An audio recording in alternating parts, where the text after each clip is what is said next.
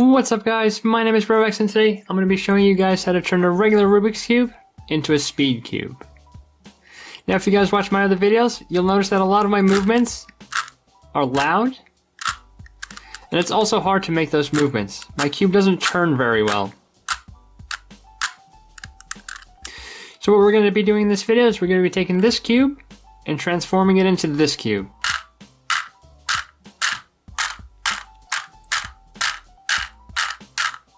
So before we get started, let me show you guys a couple of things that you'll need for this process.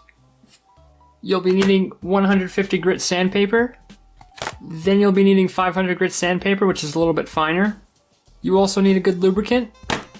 And finally, a flathead screwdriver. So let's get started.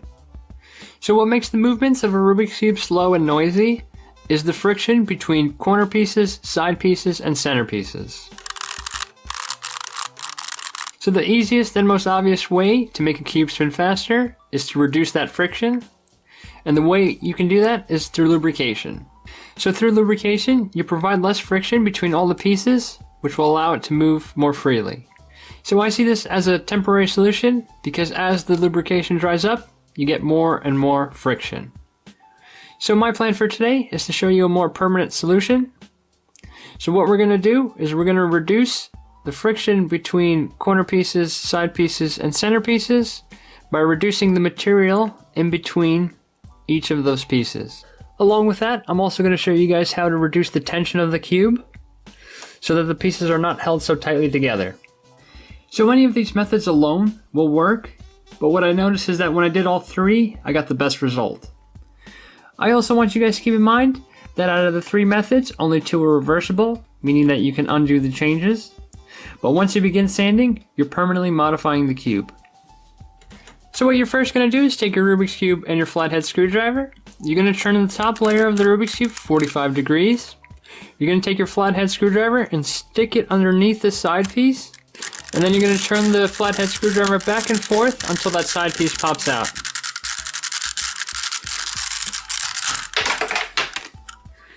Now once that side piece pops out, you're going to continue taking out some of the corner pieces.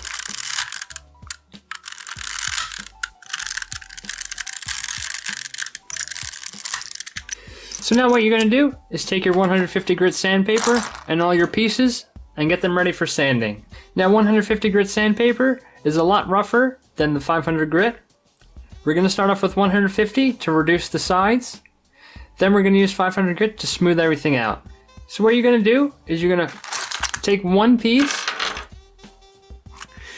and what we want to do is we want to shave down or sand down only the black areas. So let's do that.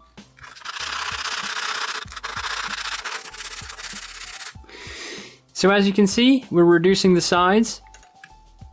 You're going to continue doing this for every single black side. So here's one completed corner. And here's a corner piece that I haven't done yet. So let's continue doing all the rest of the pieces. Now once you finish all these pieces, you want to go back to the Rubik's Cube and you want to do these pieces as well, along with the centerpiece. So once you've done that, you're going to take your 500 grit sandpaper, which is a little bit finer, and you're going to make these sides a little bit more smooth. Along with that, you're going to take these pieces and you're also going to smooth down some of these edges so that when you rotate the cube, it's a lot more easier. So once you finish that, what you want to do is you want to clean up all the pieces, and then we'll be ready to put back the Rubik's Cube. Now, before you put your pieces back, you want to take your lubrication oil and put it on all sides of all the pieces.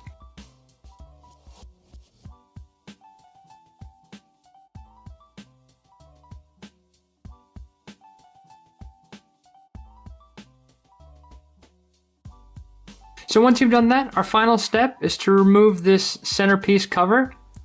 Once we do that, we'll reveal a screw.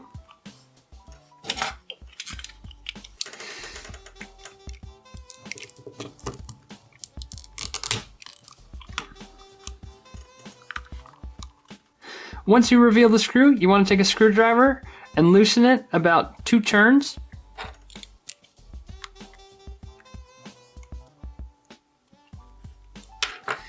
Then you're going to replace your centerpiece.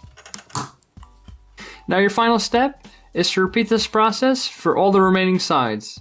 So sanding, lubrication, and loosening of the screw. So this is the final result. As you guys can see, the pieces are held more loosely. And also because we reduced the contact between the pieces, there's less friction, so it turns a lot more easy.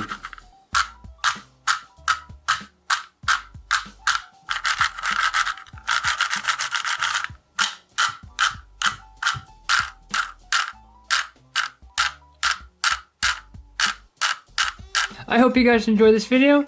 If you guys want to see more videos like this or have any questions, just leave it in the comment section below and I'll be sure to answer. This is Brovax. Thanks for watching.